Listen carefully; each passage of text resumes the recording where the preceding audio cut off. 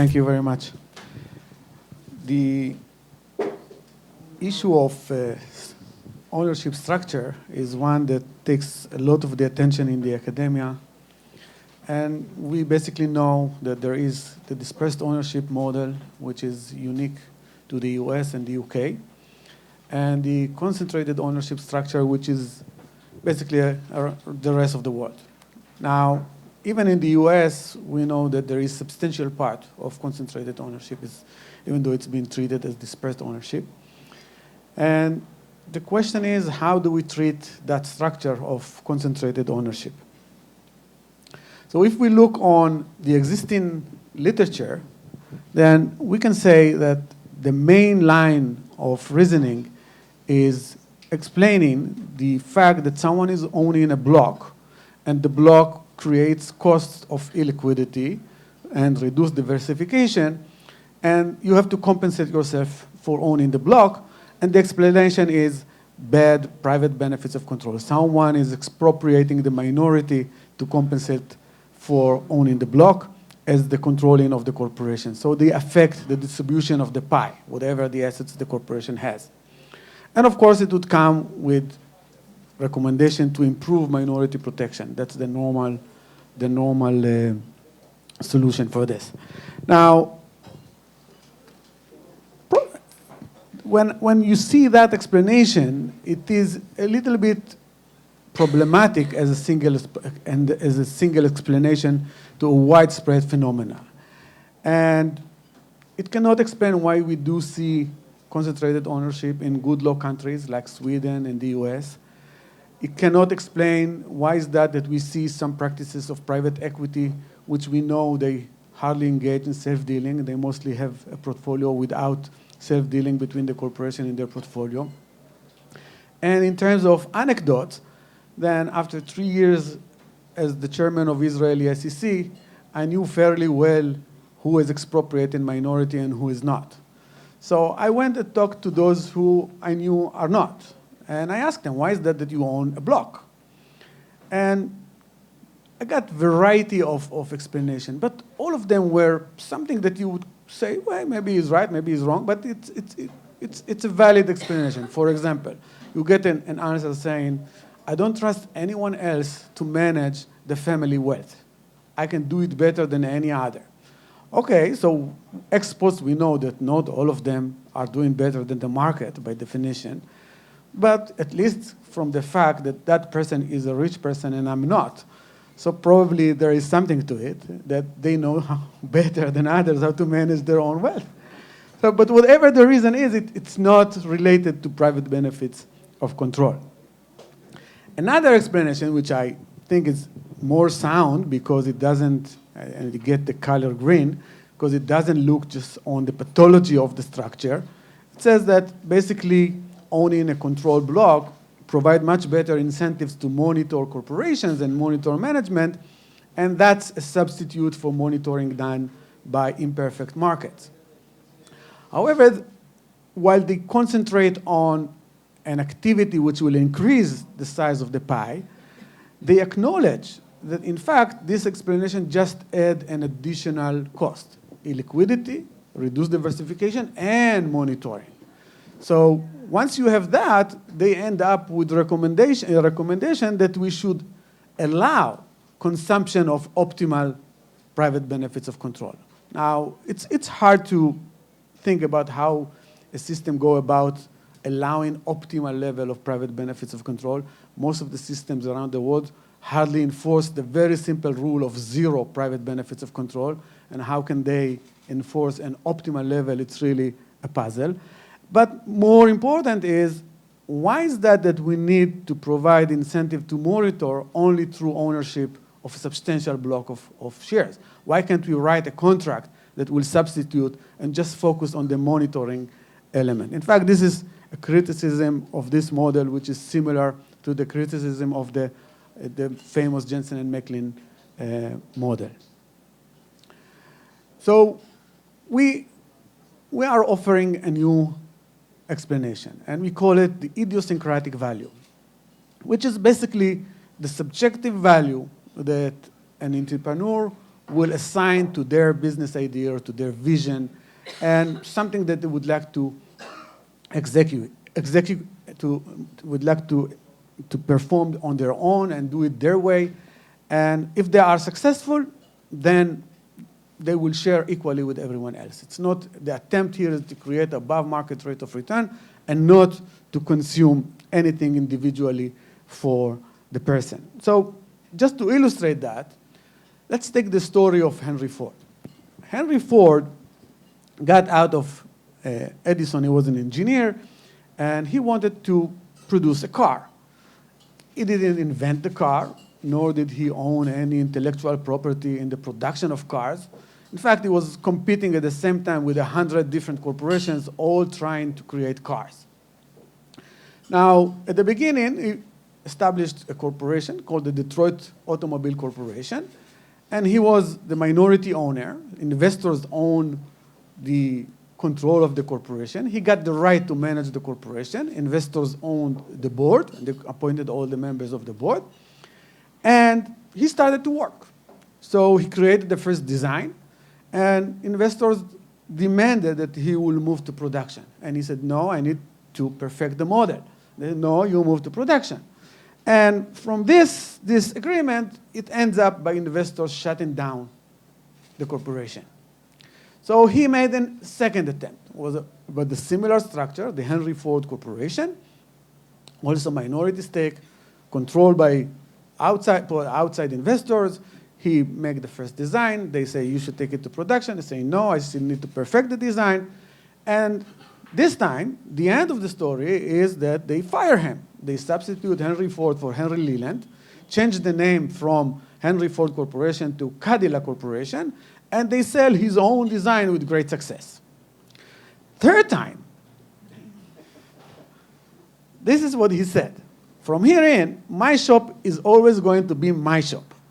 I'm not going to have a lot of rich people tell me what to do, which is the essence of idiosyncratic value.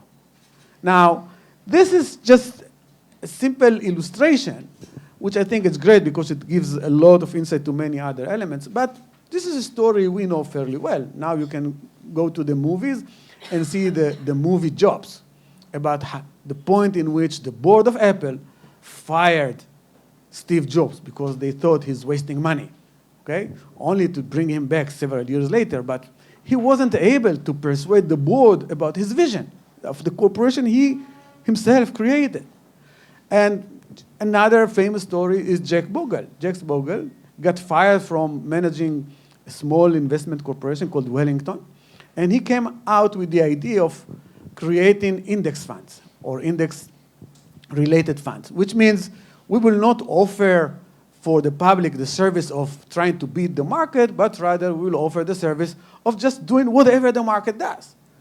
And when he came out with this idea, he wanted to raise $150 million. He raised $11. No one believed in that idea.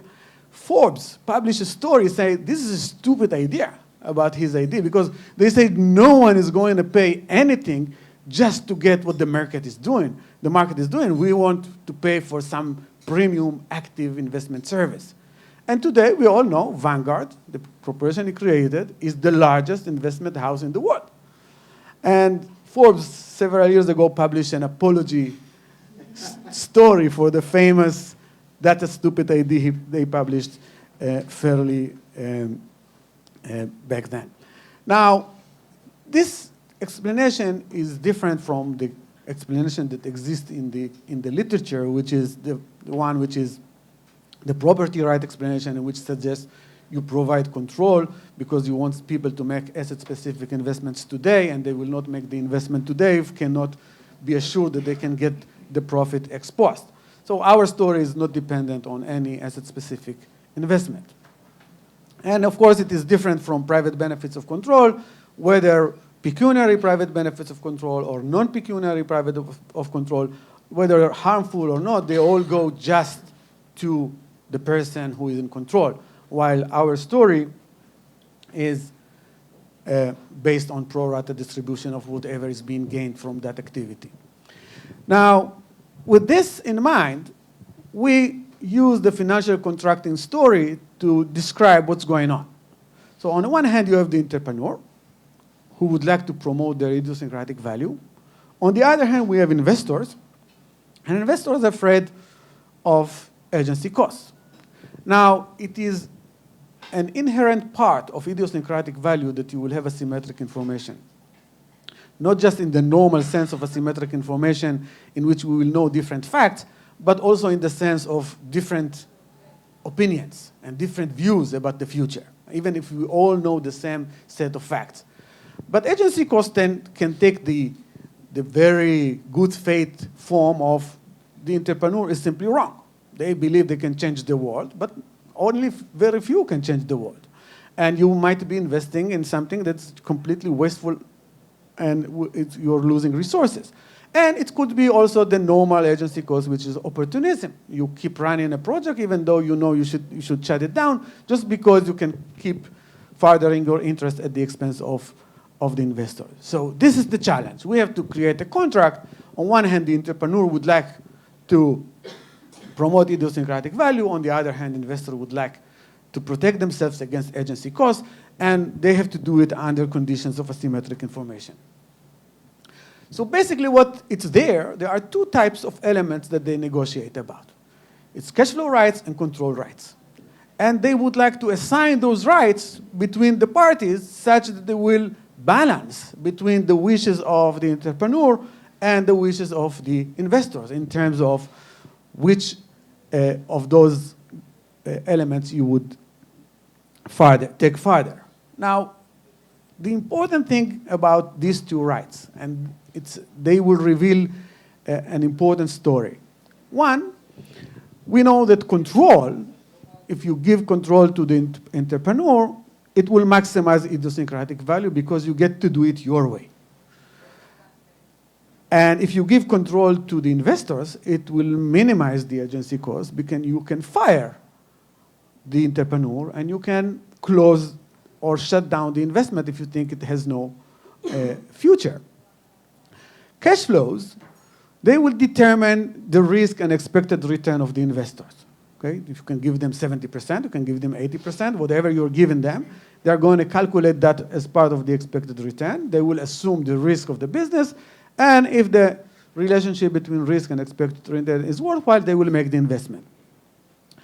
As to the entrepreneur, this would determine the compensation package, and the compensation package will, of course, affect the incentives of the entrepreneur, whether to work hard or not, and whether to consume agency cost or not.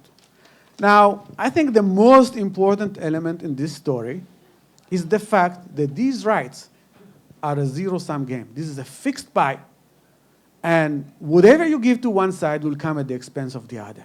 You cannot maximize both the ability to promote idiosyncratic value and to minimize agency costs. One must come at the expense of the other. That's the most important part from this analysis. It's that these rights, you cannot give them to both sides. You can give one, but you cannot give the other. So cash flow rights, the same thing. Cash flows are not zero-sum game, but cash flow rights are a zero-sum game. If you give rights to one side, it will come at the expense of the other. Same thing with control. Now, these two rights sometimes are complements and sometimes are substitutes.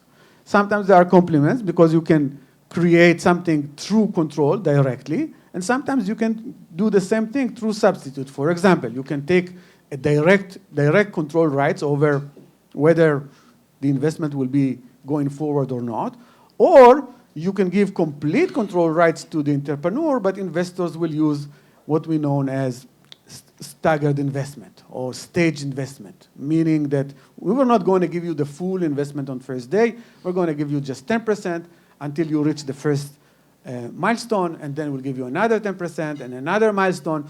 And at the point which we think that there is no value for us to keep investing, we will cut the financing, and that's it. So you achieve control over that decision through cash flows and not directly through control rights. So sometimes they work as complements to each other, and sometimes they substitute for each other. Another thing is they are not symmetrically valued. And entrepreneur might value more getting a bit, let's say, a bit of control rights, and investors will assume the price that they have to pay because of giving that much smaller than what the investor will believe. So for every unit of control right, we can think about different pricing between the entrepreneur and the investors, and it's not always going the same direction. So from this, we can see that looking on different ownership structures, there is a spectrum. Spectrum of control. We just took several cases just to illustrate that. On the right side, you have dual class, which gives complete control and for indefinite time. You have controlling shareholders, which also give indefinite control for and complete over all aspects of the management. Private equity funds, they give complete control, but it is limited in time for 10 years.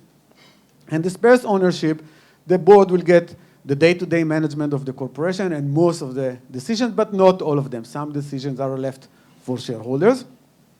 And it is a contestable control. It's not uncontestable. You can contest that control. In theory, you might say this is even at will, but we know in practice it's nothing like that. We also have spectrum of cash flows. If you look on dispersed ownership, normal compensation package will include a salary plus equity in terms of options and bonuses between 1 and 3% of the value of the corporation.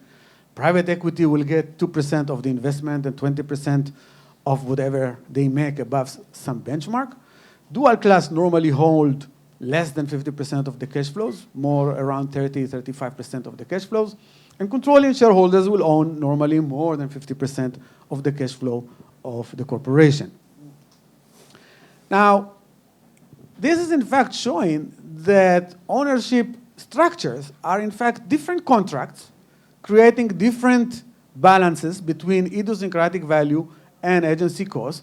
And they do that by giving different assignments of control and cash flow rights. So if we take, for example, the dispersed ownership, so we understand that if you give small equity, then you have severe management agency costs because the incentives to manage are not high and are not tied to substantial amount of ownership, as Rob mentioned in his finding about the 10% ownership in Japanese corporation.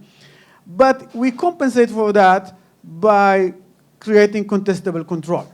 You might be fired because you are not performing very well.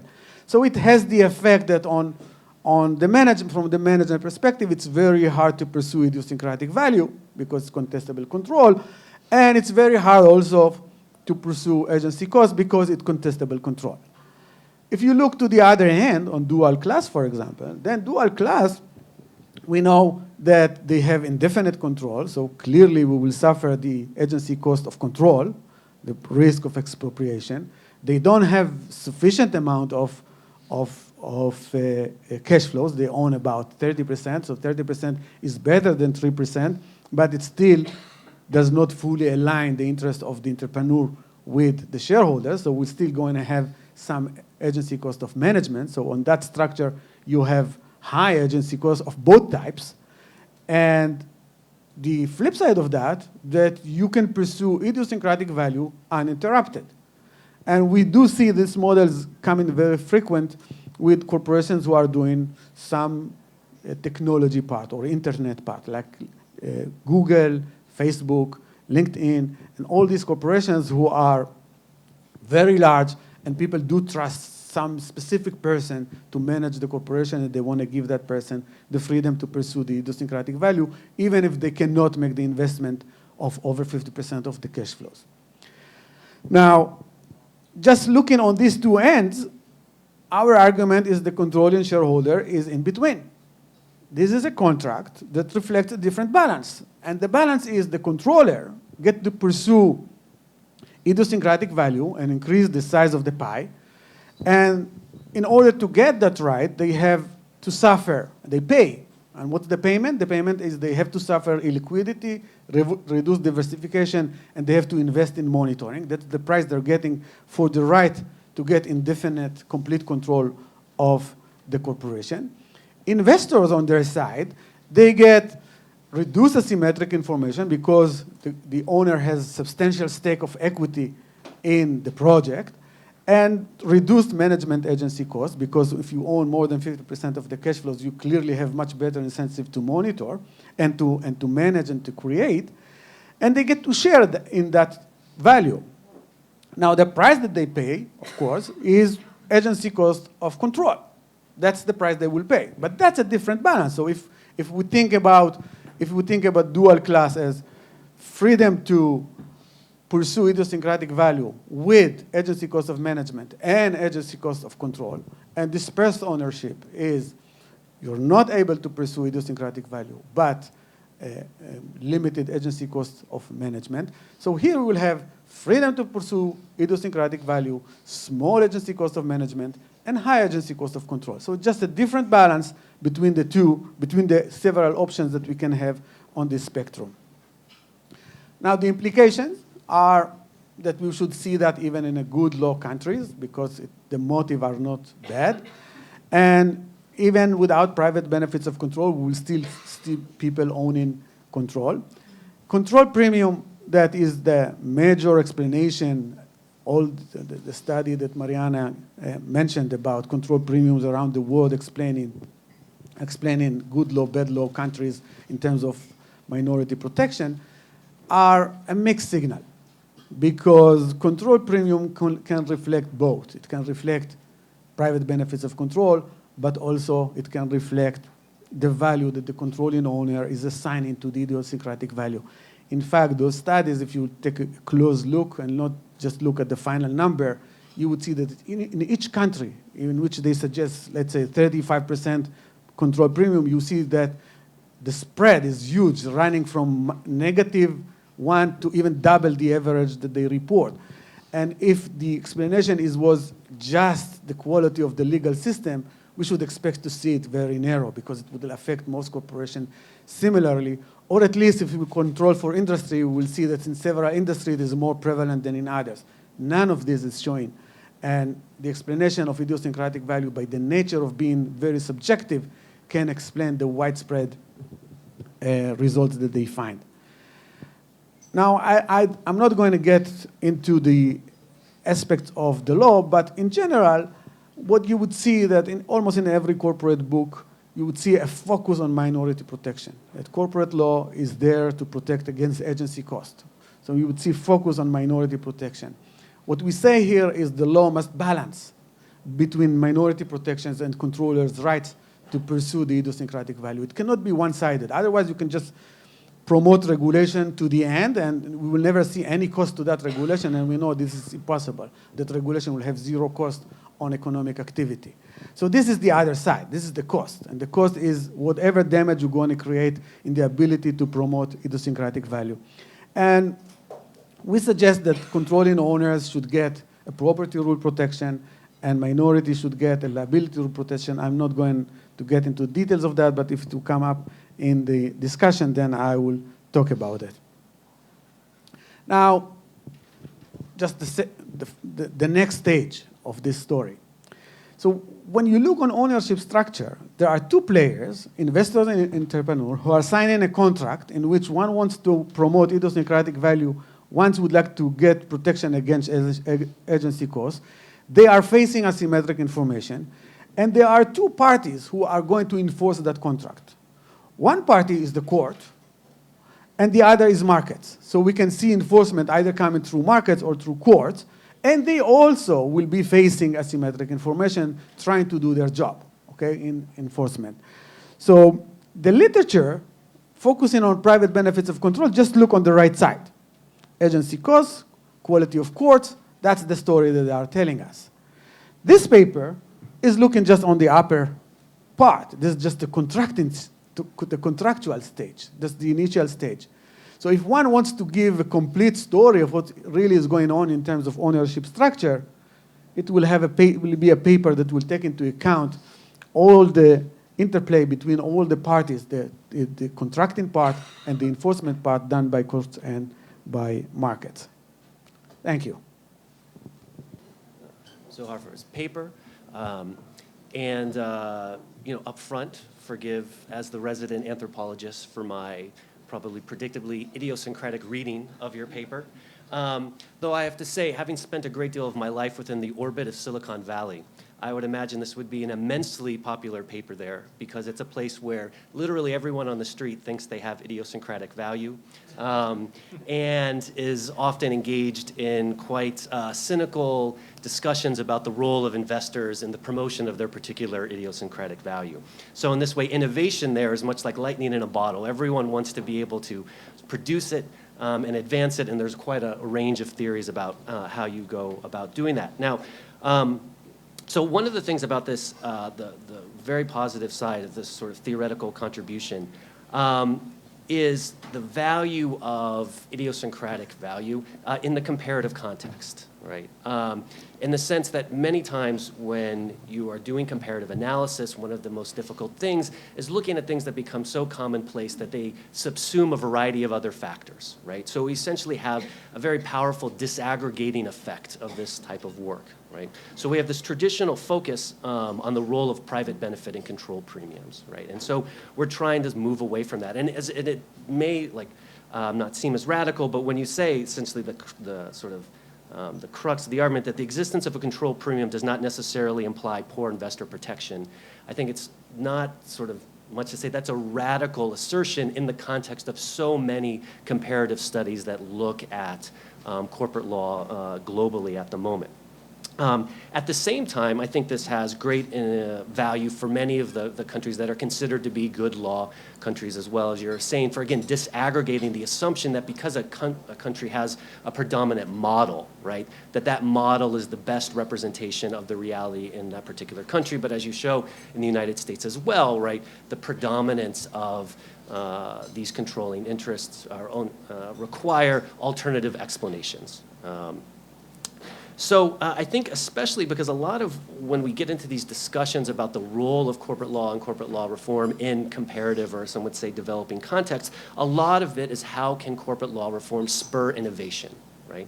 Especially in contexts like China and in Brazil, people talk about creating new industries, how to facilitate startups, right? How to sort of think about the creation story of industries that follows a different path than is sort of traditional in that context. And I think we saw in the creation of the tech industry in the United States itself came along with it with a lot of different type of equity arrangements, right? And a different distribution, and law had to adapt or, as some would claim, inhibit the development of these new types of industries by creating different legal arrangements.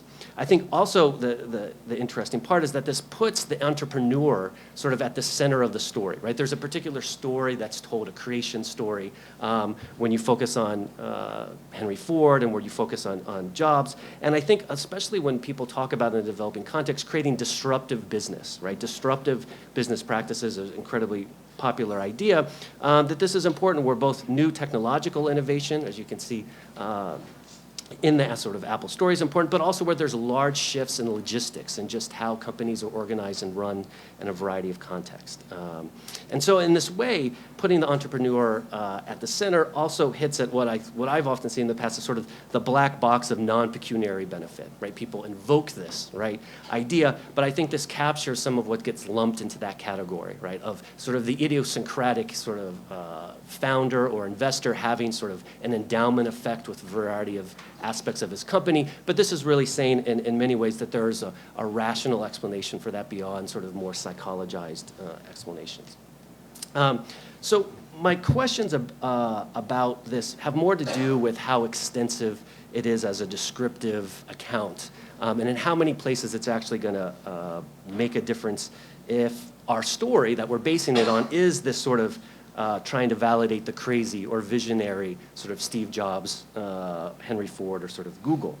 The first question is really about how much work the concept of asymmetric information does for you in the paper. I know and this is one of the things about reading a very thoughtful paper, is all of my first reactions, many of them are addressed in discursive footnotes. So you talk about how the way in which you use asymmetric information is broader than the typical. Okay? And in that sense, I sort of wonder why then you sort of attach it in this particular way, because it seems in many ways, if you're not really talking about information, but you're talking about a subjective frame, an interpretive frame, I can't become completely clear about when an idiosyncratic value is something that's defined purely by the sense that it's a minority interpretation, right? Or whether it's access to something that is genuinely non-communicable, right? So in that sense, is there really an informational dynamic going on, or is it simply a competition between subjective frames in which we want to provide a context for having outlier interpretive frames be validated? So in this context, it also raises sort of, where does this come from? Where does idiosyncratic value come from? And in this sense, the story of the entrepreneur and the investor, the dichotomy between them, I'm not 100% sure it works in every particular context, right? So if we look at this as an interpretive frame, and we sort of disaggregate the issues in which it's being applied to, investors and entrepreneurs can often contribute their own idiosyncratic value, right? In the sense that, I mean, the sort of classic stories, you have the inventor, right, who has a particular idea about a product, but doesn't have an idea about how to construct a marketing plan, right? So he joins with another investor, right, who may be, in this case, actually legally the investor, but that person also has an idiosyncratic value, and it sees an application for the product that the inventor doesn't, right? So, and this is sort of a way of blurring the line between entrepreneur and investor, where there's a multiplicity of roles. And when I think about Google, and when people try to say, how does Google maintain itself as a highly innovative and large company, part of it is it's created like an ethos of innovation in which it would be very difficult to identify particular individuals, right, who have the idiosyncratic value, but they've tried to create a culture that generates idiosyncratic value as an alternative subjective frames on a sort of more systemic level. So on that sort of note, one of the other things that was interesting to me is this distinction between managerial skill and idiosyncratic value, and drawing sort of like the distinction between that. Because again, who's an entrepreneur? So in the paper, sometimes the entrepreneur is sort of like the Steve Jobs type, and sometimes it's just a CEO that's brought into the company that has a different vision, right? And it's not necessarily radical in sort of the traditional sense, but it's a different frame of interpreting the company's position. And while it may involve a longer time, horizon, it may not necessarily do that. And why that, again, brings me back to the Google example is a lot of what comes down to promoting sort of innovation, and again, these types of providing space for these alternative frames, is management styles that allow employees to generate these types of things. So you get into the whole debate about employee innovation, right? And how do you sort of create these types of culture? And often it's like, how do you manage people to generate this, right? So in that case, the idea that the entrepreneur isn't the manager, or is, depending on whether or not their value is a managerial skill, I think is a dichotomy I'm not as 100% comfortable with, especially now that we don't have a Ford era, we have these transitional emerging sort of technology fields where this is a much more common story. But then when we move to where we have essentially corporatized R&D, innovation happening in sort of established industries, I'm less secure with that.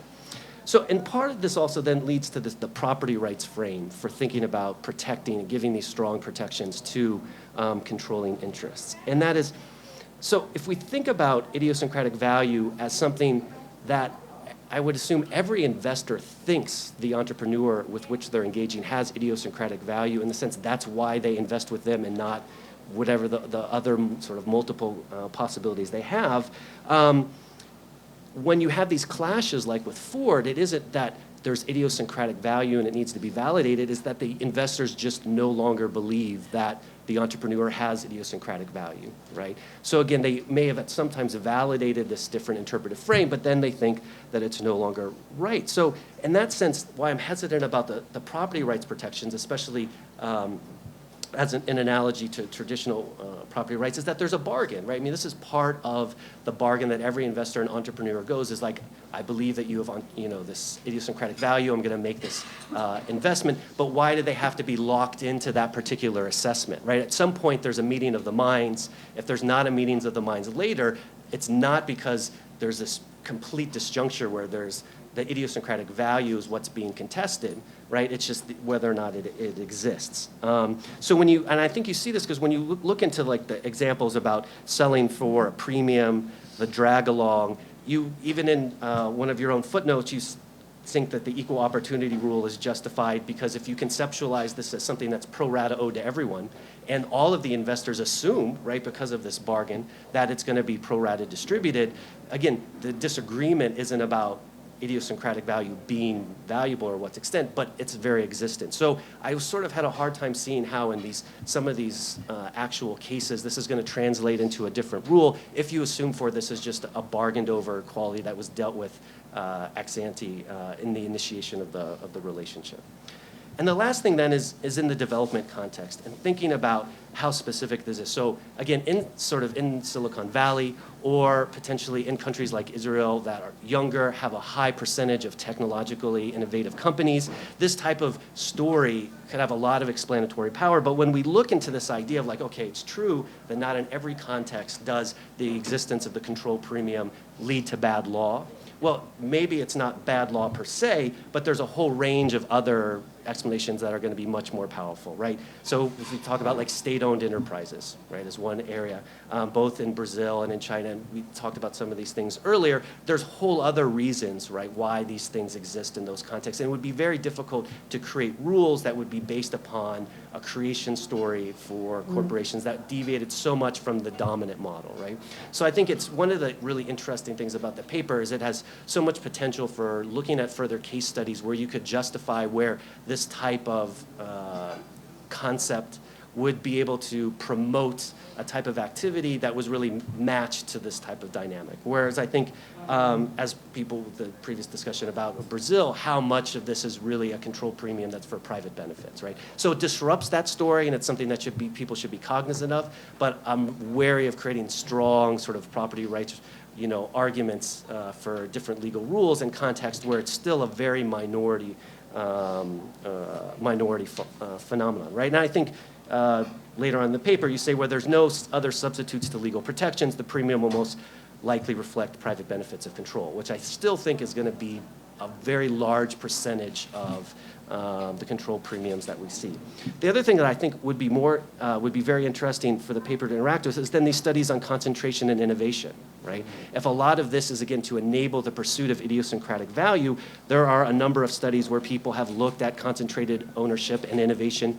Some of the claims is that it retards innovation. Some people claim there's a U-shaped relationship between concentration and innovation. And I think introducing this analytically into that context, I think would help clarify a lot of the things where people have struggled to establish that particular type of relationship. So, people studied this in a wide range of different, I found studies on India and China and Canada and Korea, and obviously a lot of those where concentrated ownership correlates with government corporatism. The explanation probably isn't going to help, but I think there's a lot of other context where it necessarily is as well. So that's, I think it's it's a great deal of, having a more theoretical paper invites a lot of sort of speculation about where this can go, and I think there are a variety of different areas, and I thank you for entertaining my comments. So I found the paper incredibly interesting. Of course, here we are in a controlling shareholder country. Brazil was for a long time the country with the highest number of dual class shares in the world. I don't know if it still holds that post.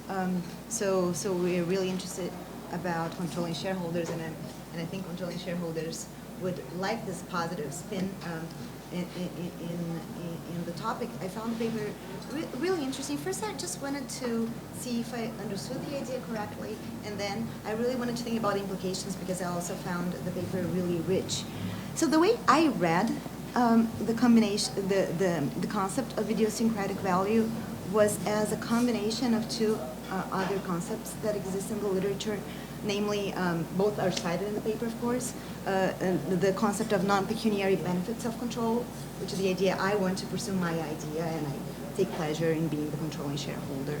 And the second one being the idea of hidden value, which you also cite, and that having to do, obviously, with the asymmetric information and the problem that at some point investors won't get my vision. So is that only that, or is there anything else to idiosyncratic value beyond a combination of non-pecuniary benefits of control and the hidden value? I'm referring here to the hidden value as articulated by Bernard Black and Rainier Krochman, and as an positive interpretation for the Delaware takeover. jurisprudence. And if that's the case, is your paper, well, isn't your idea broader? Do we really need to talk about controlling shareholders only? Or is that a grand theory about corporate law more generally? Because, of course, the hidden value, it came up in the managerial concept. And if we really look hard into your examples, well, if you had a poison pill, for Henry Ford's first company would have succeeded. Because he was he was the manager, and then he would be able to pursue his agenda and vision without being bothered by investors. And in that regard, what do you think about this trend? I think we are all puzzled, especially in Brazil, because, hey, we had lots of dual-class shares, then we had the novo mercado, we banned dual-class shares, and we thought that was great. And guess what? Now in the U.S., we are seeing all these dual-class companies emerge. And what do you make of that? I mean, we heard, one share, one vote was optimal. And maybe an interpretation of that is that actually U.S. law has changed, corporate governance has changed. I think Marty Lipton just released a blog post saying, the corporate governance dream just came true, so investors have a lot of power. Therefore, managers can no longer pursue idiosyncratic value. So therefore, you need substitutes, which are now possible because you no longer have listing requirements and so on. So you have, the other way to do it. So Zohar, I think, I like this paper a lot, and I think there are some connections to the rest of the literature, but I want to emphasize one of the points that Mariana's just made, because I think Jed's reading of the paper sort of reveals something about the way that it's framed, that I think is unnecessarily limiting about the idea in the way that Mariana's just described, which is you rely very heavily on the notion of an entrepreneur and having this idiosyncratic value. And that's a very powerful story, and I'm sure it's true. It makes a lot of sense in the controlling shareholder context. But as Mariana says, the idea of idiosyncratic value and the interest in pursuing it is in no way limited to this context. Yeah? It's the defense for every major corporate governance debate of it's the defense for staggered boards, it's the defense for the poison pill, it's the argument that Lipton has been making for 30 years. So for me, I don't think this paper needs to explore that. So I would just stake out early in the prose this idea that this framework can explain lots of different things. In this paper, we're going to explain things having to do with controlling shareholder, but leaving open the other implications for the story, because this way you don't run into the problem, for example, that Jed raised, where you say, well, is the entrepreneur really the one who has the idiosyncratic value, or maybe he's running the company in a way that someone else can create idiosyncratic value, but he knows about. You don't have to get into all this. You say, look, I'm dealing with one case where an entrepreneur has this information that's valuable, that's hard to communicate to others, and you can put these other cases off to another project. By the way, I think that if you combine Jed's read and Mariana's point, you can see that one thing you might want to explore, maybe not in this paper, but in the next one, is what kinds of idiosyncratic value lead to these kinds of debates, and what kinds of different type of idiosyncratic value lead to different types of contracting. So, for example, there's idiosyncratic value that's hard to communicate to public shareholders. Yeah, those are the justifications for the pill, et cetera. There's types of idiosyncratic value that's difficult to communicate to the board. Yeah, because even if you're able to not worry about competitive information you have to share with the public, it's just hard to convince the board, and this leads to a different kind of contract. I think it'd be really useful to get a framework for what kinds of contracting we can expect depending on the nature of the information at stake. And so again, I don't know if that's this particular project, but I think the idea is very powerful and a little broader than it's sketched here, and you should just mark that ground out so you can explore it in future work. This just sort of builds on what Rob just said, but I like this paper a lot too, Zohar. But one thing, I don't think it really, you don't have to resolve every puzzle in one paper, but I think there's still some very interesting puzzles that this story doesn't address, and that is, we see patterns of concentrated ownership around the world, and why is it that we see clustering of concentrated ownership in some markets and persistence of concentrated ownership in some markets? Surely it's not the case that Brazilian entrepreneurs just systematically have more idiosyncratic value than in the UK or the US. But so there must be a story about the nature of the institutional environment that leads Brazilian entrepreneurs to hold on to control, or that encourages investors in Brazil to buy into this structure of all the lines along the spectrum that you've laid out there, which I find very persuasive. There's still the question hanging of why do we see clustering around the world, and that I think that's maybe not this paper, but I think there's something more going on here that deserves exploring. Well, for me, it's a pleasure to hear something that controlling shareholder is not the evil of everything, because I don't know if my colleagues agree with me, but since we are very fascinated with American scholars, we're just, going against our history to become something near American. And most of our most important economic agents organize themselves as corporate groups. And corporate groups, if you get the American scholars' idea, is just you cannot find your place in this world. And it's very nice to hear that the corporate law objective is not just protect minority shareholder or protect minority investor. We have an article in our corporation law that allows controlling shareholder have a related party transaction without respect the arm length conditions if the controlling shareholder company compensate the controlled firm. And if I try to go to CVM or to courts in Brazil, everybody said, no, it's impossible. We don't have this kind of article in our corporation law because, we have to protect minority shareholders, we have to protect investors. And I like to hear that controlling shareholders and maybe corporate groups are not that bad. So thank you very much to open your mind and try to explain our reality that we feel more comfortable to try to talk with American scholars. Thank you very much.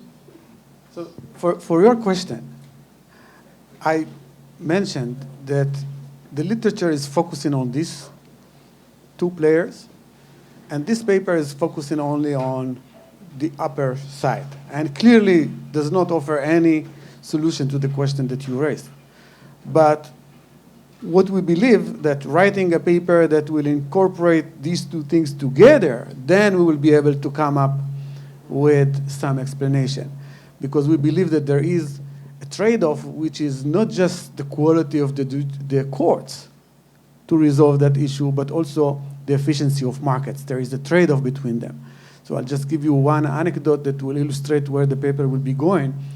If you think about the Israeli corporations, 90% of Israeli corporations, there is a controlling owner. 10%, there is not. And the 10% are mostly dual-listed corporations who are traded on NASDAQ or New York Stock Exchange.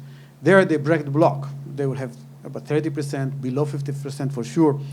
And these are Israeli corporations under the same rules of corporate governance, under the same Israeli courts. And once they issue in the States, they break the block and shift to dispersed ownership. And once they issue in Israel, they keep the block. Okay? So there is something there that can give us a starting point for the discussion.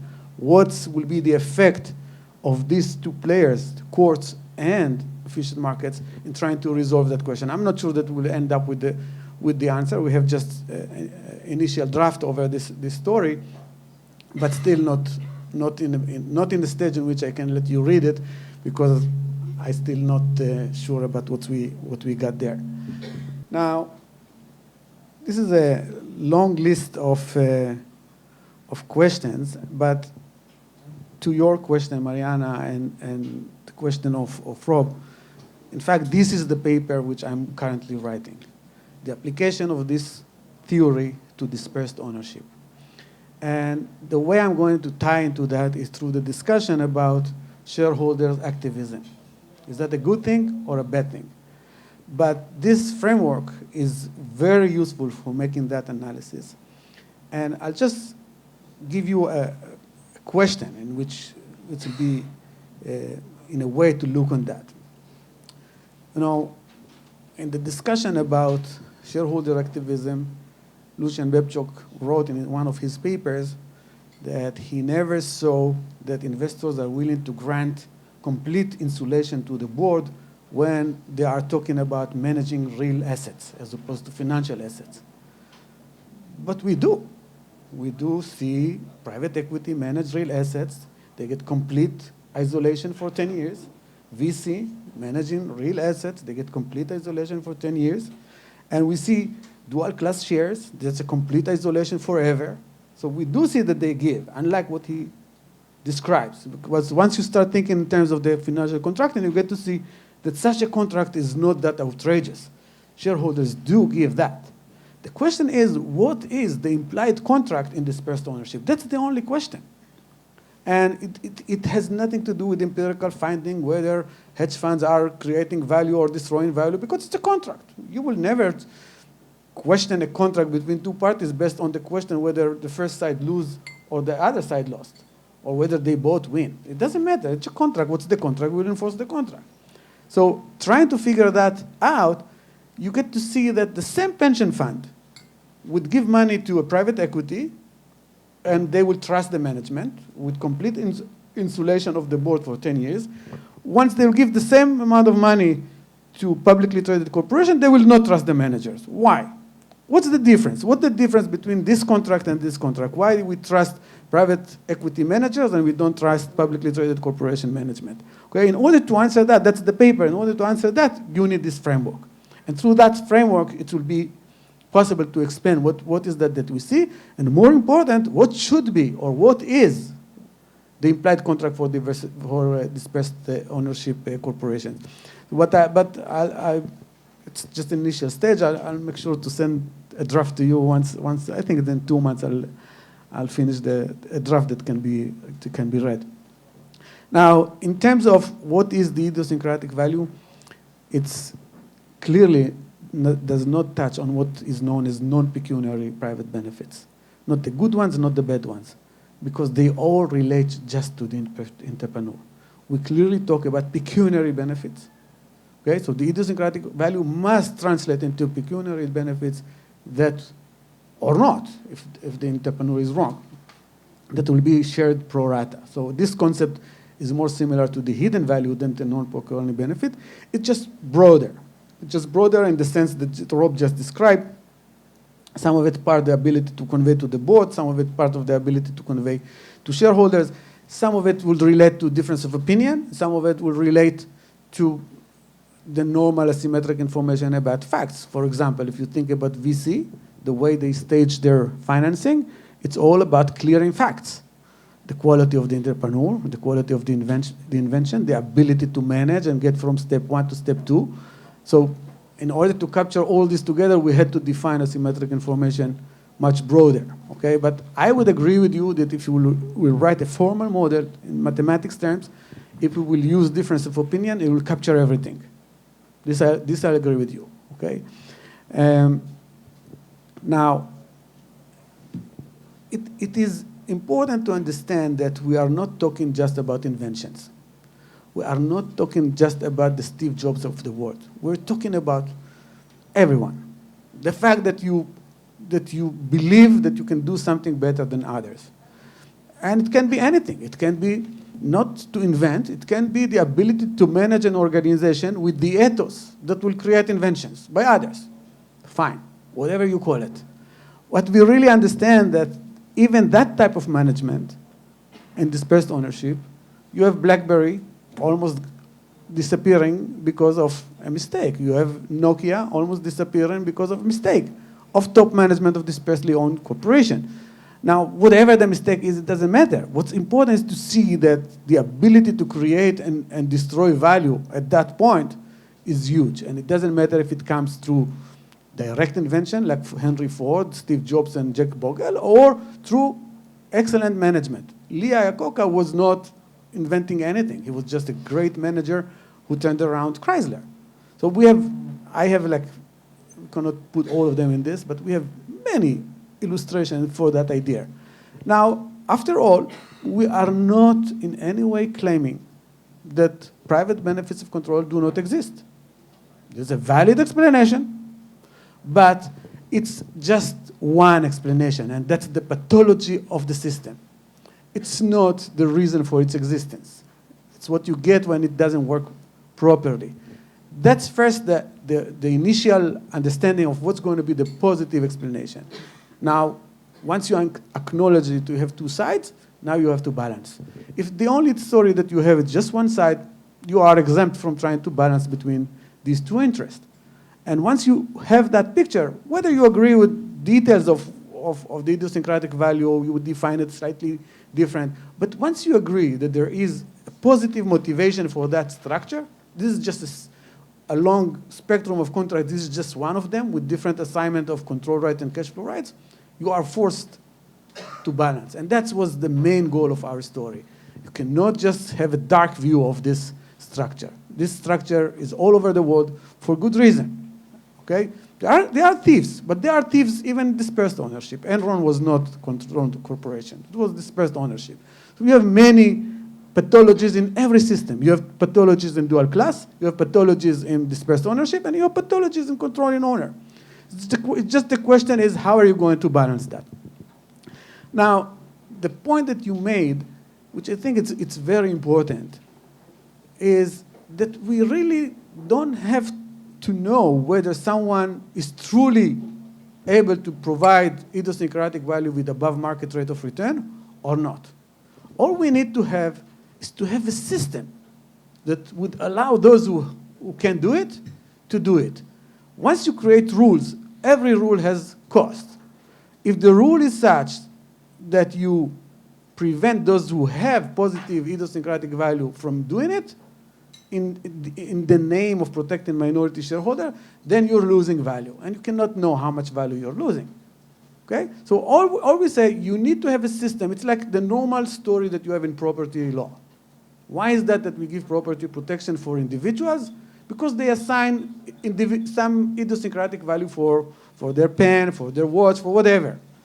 We know that some people don't. They don't care. Just throw the watch away. So are we going to target those people and say, because maybe they are 60% of the population, let's have liability rule for watches, because just minority really care about their specific watch. No, you have a rule that you understand that the costs of applying the rule are important to protect that group that you are interested in. So that's the way we think about the protection of control. I bargain for control by assuming all the costs involved in that, illiquidity, reducing diversification, I invest in monitoring. So in the name of minority protection, you are going to take it away from me? That's the claim. And I might be one that has zero knowledge about how to create above market return. But I'm creating a rule that will protect her when she has huge knowledge about how to create that. It's the same thing that when you have a rule like business judgment rule. We know that many of the decisions that management is making is with conflict of interest.